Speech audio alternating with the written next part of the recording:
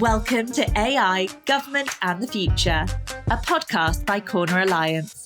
We explore the intersection of artificial intelligence, government and the future with your host, Alan Pentz. We work with government to create results. We ignite your agency's mission by helping you to design and implement high-impact and innovative federal programs in AI, broadband, cybersecurity, public safety, and more. Being a government ally is at the core of all we do. Introducing your host, Alan Pentz. All right. Today on the podcast, we are privileged to have Michael Kolain with us. He is a policy advisor with a specialization in emergent digital technologies and a board member at the Robotics and AI Law Society. Michael's expertise bridges the complex worlds of AI, legal policy, and digital transformation. And really crucial to today, he's currently shaping the future of digital policy at the German federal parliament, Bundestag. He's an advisor on AI policy and regulation. Welcome to the podcast, Michael. Great to have you here. Well, thanks for the invitation. Excellent. So, Michael, why don't you give us, I think it's commonly acknowledged that the EU and member states have been a little bit more at the forefront of AI regulation. So why don't you give us a little kind of tour of the history and where we are now on that? Well, yeah, there's been the old saying that the US is good about monetizing technology. China is using it for surveillance purposes, and the EU regulates them. As a lawyer myself, I'm in the same history, of course. If you know the law, you work with the regulations. So in a way, I'm biased in this way, but I think it's an old tradition to regulate technologies inside Germany and also inside the European Union and find a balance between the fundamental rights issues on the one side and innovation on the other. Being from Germany and being a data protection lawyer myself, it all goes back to the 1970s when the German government wanted to make count all the people in the country, make a census, we say here. And it went all to the Constitutional Court, which then came up with a new fundamental right, which was called informational self-determination, which is more or less the law, a right to privacy in the US or in the view. But so it said, well, you have the right to have control over your personal data. And this is a right that you can defend against states, institutions, but you can also use it. Later, it was developed into also a right against surveillance by companies, broadly speaking. So data protection law goes back to then, and then it has developed ever since. And one of the last steps of this idea to regulate digital technologies and how to use personal data and prevent risks is the AI Act, broadly speaking. And can you give us a kind of a sense of where the AI Act is at this point?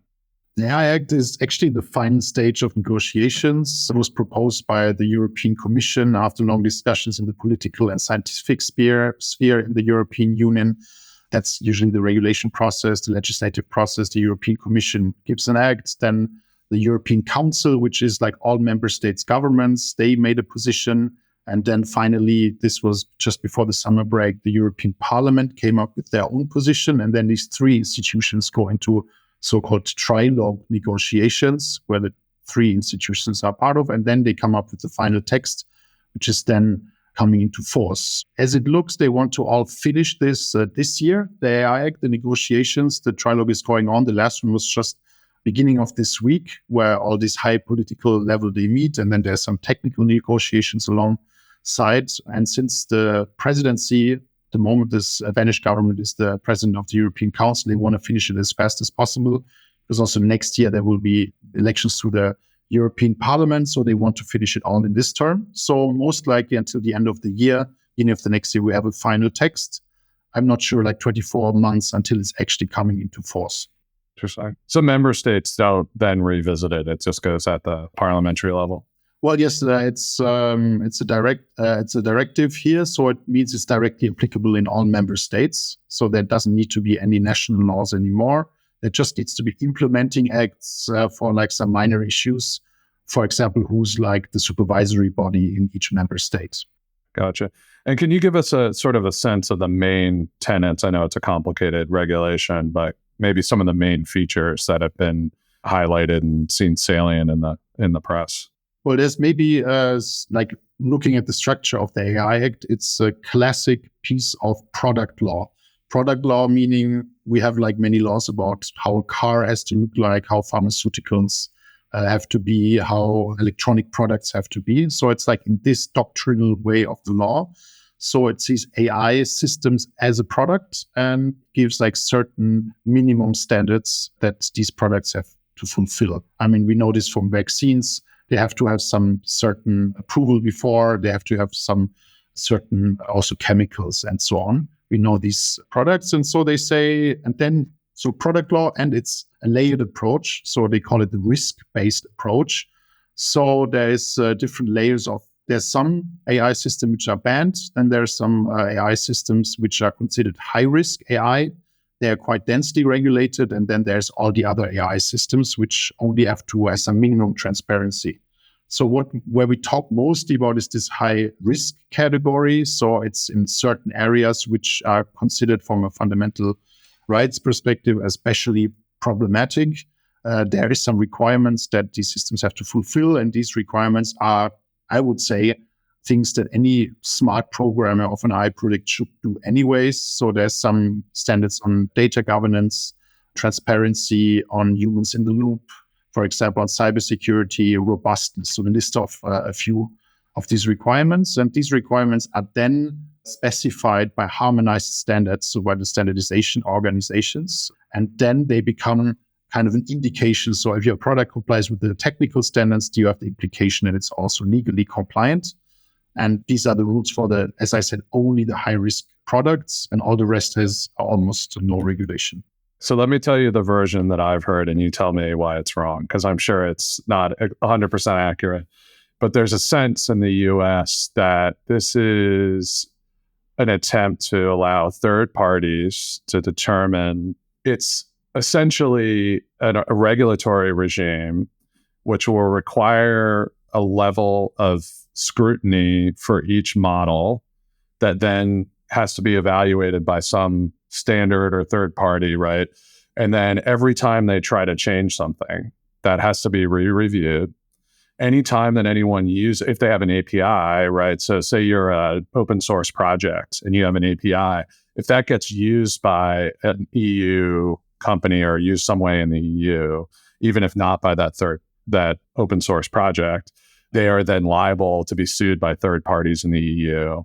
A lot of people see it as the end of permissionless innovation in the world, or the EU's attempt to do that, and see it as a huge takeover of the software sector.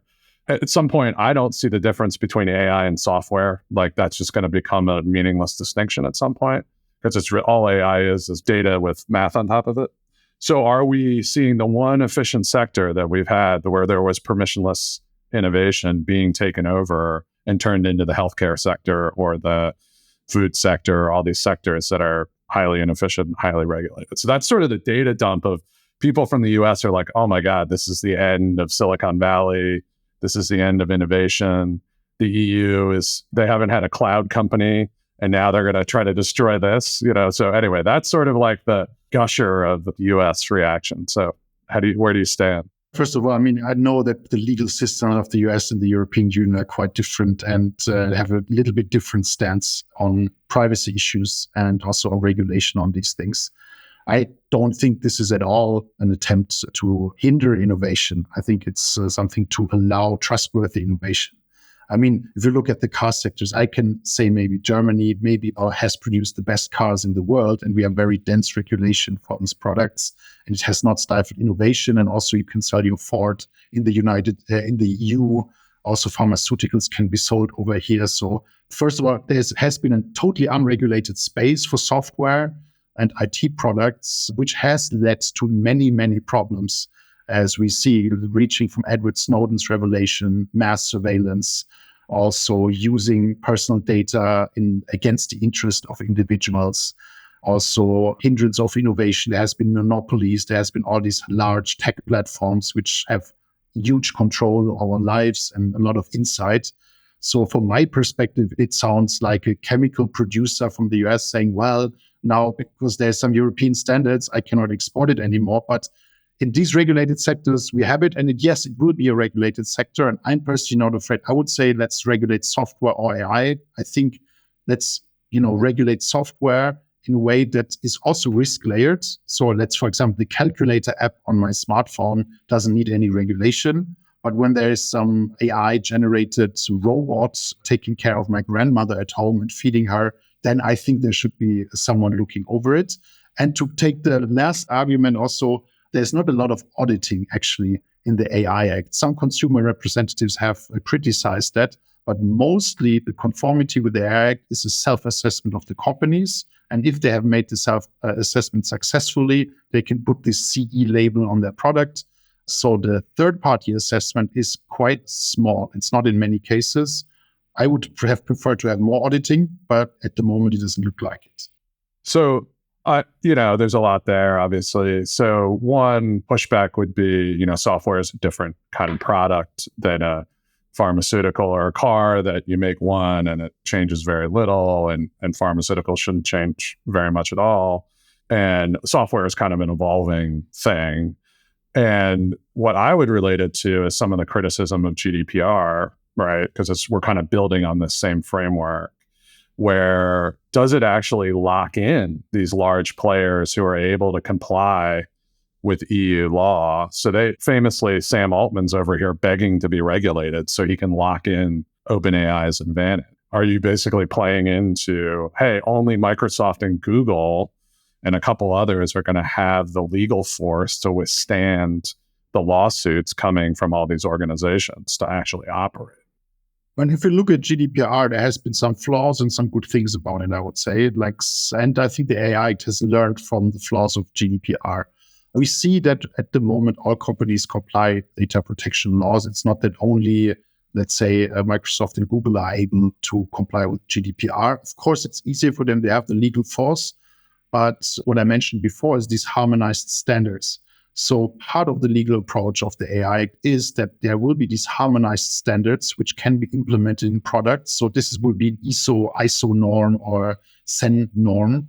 So I think this is something companies can work with at the moment. I mean, if you have a machinery tool or something, you also comply with norms.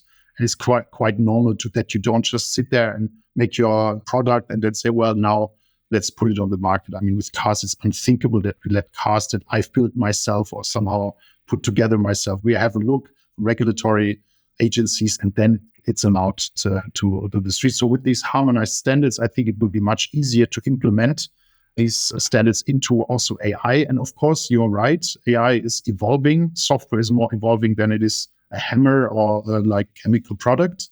But then we need to, I think, and this is also what the EU is trying to do, change our regulatory approach. For example, if you look at pharmaceuticals or the vaccines again, the first time BioNTech or these companies put their vaccine against COVID on the market, it was a really big burden for them and they had to prove it. But now we have the newer versions of it, which have been adapted, which don't have to go the full range again.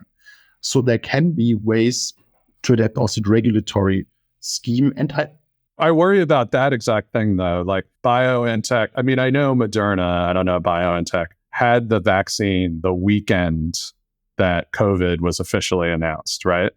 And it took them, a year plus and a half under the most favorable regulatory regulations under Operation Warp Speed to get it approved. And this is kind of similar. I'm like, wow, we're just going to create all these regulatory barriers and we're going to be waiting around for these bodies to figure stuff out. And that pharmaceutical, we could have done challenge trials. We could have done other things to make sure it was safe. But the regulatory apparatus is just so inflexible. So isn't that the exact thing? That's true. And I'm not trying to defend this length of the process. I think it can be much more efficient and much better. But also I'm happy that we didn't have this Sputnik thing from Russia or the Chinese vaccines on the market that tell people, well, you just choose what you think is best. I mean, somehow there is always this balance that you have to find between safety and some norms. And I think if you really look at the AI Act and you see the things that an AI system has to comply with, as I said, data governance, you kind of look at what your training data looks like. You have somehow certify it. You make sure you just don't put every data you have in it, that you have some cybersecurity measures, that you have a little bit of robustness of the model, that there is a minimum of transparency about the system works. It's like I think these are not things that will overwhelm small companies, and it will only make it possible for the huge companies comply. And I have to say, I don't buy this "please regulate me" by Mark Zuckerberg and Sam Altman. They always say that, but I think they mean the opposite. And the other way, you can say, well, the government is doing the job that they don't do, because you just don't throw your product on the market once it's a little bit ready and then see how it happens. If you look at, let me give another parallel. That is, in fact, how Silicon Valley minimum viable product, right? Yes, and that's, let's say, let's see how it happens. I mean, for pharmaceutical law, if you look at it, until the 70s, there was no pharmaceutical law in the European Union. And we just said, okay, the companies make some testing and then they decide and they take the liability. Then we had like some huge scandals about medication that really went wrong. And then said, well, we somehow have to regulate it. And I would say the products from Silicon Valley have also done a lot of harm. Of course, they have also brought many good things, but it's time to finally regulate. They're calling for it, and we're giving a framework which is not too high, not too hard. And I think it should be also accessible for some startups and medium and small size companies. But this is then about how you regulate. So the other thing I'm concerned about is this sort of general purpose technology with the risk framework. So ChatGPT can be used for all sorts of things, right? I kind of relate it back to like Gmail. Like Gmail, you could use to pass instructions on how to build a bomb, right? In a way that you couldn't have before. But you can also just like send photos that you got that were funny on the internet, right? So what if Gmail was just stuck in this regulatory review? So the innovation, like that really broke open email and the internet. And, that's a big deal to me when that happened, right?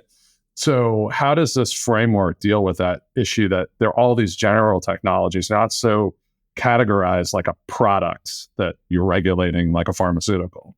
On the one hand side, you could say, well, if it had been regulated email or Gmail at the beginning, maybe it would be end-to-end encrypted by now, and Google couldn't use the content of my emails to advertise to me. And I think this wouldn't be a bad thing from a privacy perspective. So you get worse advertising? So, I mean, it's just, why is a huge company reading my email, which is private communication, which is like a letter? It's just somehow we started with a letter that nobody can look in. It's at least not normally. And then suddenly the huge company is reading the content, say, oh, maybe this guy wrote about this, maybe let's advertise to him. So no one's stopping you from sending a letter. Well, yes, yeah, I don't. You sign up. I mean, you get a free product. Yes, I mean, it would be nice to have like private communication per se. I mean, we have these providers, but now we're not. And I use that myself. People don't want to pay for it. Yes, I mean, I pay for my email and so on. I look at that as an IT security expert. Of course, I care about it. But I think the difference between Gmail and generative AI is that it's much less clear how it works to the normal consumer. I mean, email is kind of intuitive. Okay, I send a letter. We had some reference. But every time, like most people are just astonished about what gets out of that and what it can do. I mean, we have this generative AI provider here in Germany. The startup is called Aleph Alpha, for example. And just recently, there was a report. If you put in something like what Hitler did was, and then it gives you like great, or Muslims, terrible people, or something like this. So we have these flaws in it. And in my, it's a lack of quality assessment of these products and this kind of product. Well, okay, but let me push back on that, Michael. So yes, that's not great, but I mean, Google can give you that too, right? I mean, that's already happening. So why is AI so much worse? Well, yeah, I think we should also think about regulating the other parts of digital technology a bit more and giving some rules. I mean, I'm just talking about rules. And if like all codes of conducts had worked, we wouldn't need regulation here. But so for AI, it's a bit different. I think the focus is too much on regulating only AI. As I said before, I would be open for putting some basic rules on software. I mean, and we have standards on software, how you do it. And also Gmail follows some standards which have been implemented in the internet, HTML, the internet infrastructure. I mean, this is all somehow agreed on certain things. And we need something similar also for using this. I think it's not so densely regulated, as I explained. It's just some quality standards that you have to comply with, like many other products. So do you worry, though, that at some point, this really cuts? Some companies are going to block out the EU. They're going to say, I'm just not going to deal with it. Or companies are going to create models that go through the EU process, but are probably less capable than the ones that are running in less regulated countries, right? So after the experience of the cloud, where like literally the EU doesn't have a major cloud company that would compete on the international stage, probably only has one major international software company, arguably. Don't you worry that this is really cutting the EU out of that level of innovation that has produced so much wealth in other parts of the world? And some Americans see this as sort of like the revenge, like I'm going to let a bunch of third parties sue these companies like they do under GDPR to extract rents because we can't do it. Well, I mean, the EU is not a small player in the world. First of all, it's the biggest, largest internal market in the world. And I think most of the companies simply won't be able to afford not going to this market. And at the same time, if you have like a really bad car or like the Sputnik vaccine, don't sell it in the European Union. I mean, I personally don't care to have good products on the market. And my thesis would be that products which build according to the European rules will be very good products, like German cars, German machines, and so on. These are products which are in the service of the people who use it. So it's non-biased, it's transparent, people understand how it works, there's no hacks likely. So I think this will, on the long run, even improve these products. So I would say, please bring it to the European market, adapt it, and then compete it with your other regions, and you will actually have the best product. And we are already seeing that many countries in the world have adapted GDPR. Even California has been inspired with their Privacy Act by GDPR. Brazil has now is working on an AI Act, which is similar. So I think, of course, now it's a little hindrance because it gives like some cost to the companies to adapt and put their compliance to it. But I think on the long run, it just turns out to be good quality products. And I also don't mind that they just say, well, then we don't sell it in the European Union. In the end, I think they will do it anyways because it's too profitable to not come to the EU. Clearly, if I were startup or open source, I would not do that. I mean, I think that's going to be clear. The open source thing you mentioned at the beginning, I just want to give that there is some exemptions for open source. This has been taken in care. This is also really a major part of the negotiations at the moment, that open source components are not compliant to the AI Act. Only the person who actually puts a commercial product on the market. This is somehow the tendency. So it's just GitHub components. This is not regulated. It's just kind of, as I said, it's just the product that you put on the market. So that's important to know. And for startups, there's a good tool which is called regulatory sandboxing. I think it's an internationally known concept. And it's also that if you can try your product into these regulatory sandboxes and you're relieved of many of the compliance burdens. It's on the oversight of the supervisory authorities. So there is some exemptions also for startups. And if the EU is smart enough to also invest the money and open up for venture capital and opportunities, then they can directly develop products as startups, a little bit freed from the burden of bureaucracy, helped to implement the technical standards that are necessary, and then this could work out. But you're right in one point, Europe has not managed to have a good operating system. There's no good smartphone, no cloud provider. Robotics, we're not very good. I mean, for an engineering nation like Germany, and my father is an engineer working for Siemens all his life. This is really, it's a bit sad, but I think we can turn it around and we have like the chance. But this is in the end also a thing of investing. And the US has been very smart with DARPA and many other, like in the end, government funded. I mean, let's not forget that Google, Facebook, and so on, they're largely funded by the government. And without the American tax money, they would not be where they are. And copying this and combining it with smart laws, I think this would be good, but it's also a long way. Right. And I'd see the balance differently. I think the funding is great. The regulation it's a very difficult balance and almost impossible. And it becomes government is subject to rent seeking. And, I see a lot of like the efforts I see here right now, they seem very focused on job protection, kind of misinformation stuff, which is all sort of short term. Like, I don't know how big a problem this is, but don't really actually focus on, hey, is there an existential threat from AI? We don't even talk about that. None of the regulations really deal with it here. It just seems like a lot of rent seeking. There's some bans in the European AI Act, for example, mass biometric identification in public space. It's a big debate if it should be totally banned. I think it would be a good idea to have like these smart camps all over. So this would be an AI system that might be banned. And also the social scoring by governments. which we know from China would also be banned. So some of them say, well, this is just not allowed. Some are high risk and some are just exempted from regulation. We just get the private sector to do it here. They're called credit bureaus, right? Yeah, that's also at the end, well, I mean, the government, at least it's elected. With the companies and the CEOs, we have no influence in what they do, to be honest. Well, Michael, thank you. You were a good sport today. Obviously, we do not agree, but I love hearing from the other side. And I would love to hear you debate Mark Andreessen. That would be fantastic. I think he's probably the most prominent voice here for no regulation. Yeah, bring him on. I mean, I'm always happy to agree to disagree here. It's fine. I love these debates. It's fine.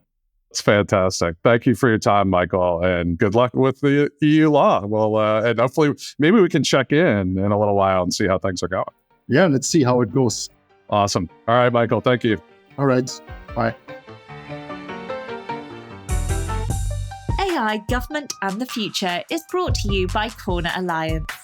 To find out more about Corner Alliance and how we work with government to create results, visit our website at corneralliance.com.